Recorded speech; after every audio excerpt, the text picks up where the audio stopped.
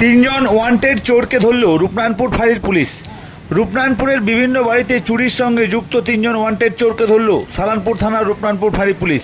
জানা যায় যে এক মাস ধরে পিঠাইগাড়ি, রূপনগর, শান্তশ্রীপল্লী, ওয়েস্টাঙ্গামিডিয়া সহ বিভিন্ন বাড়িতে চুরির ঘটনা ঘটেই চলেছে।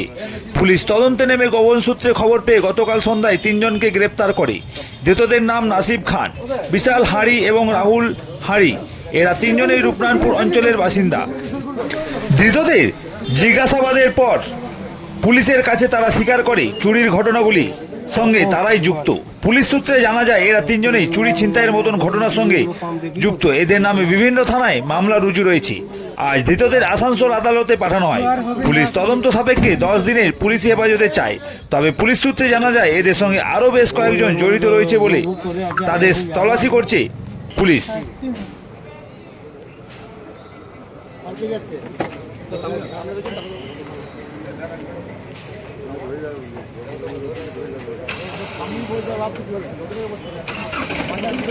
আমি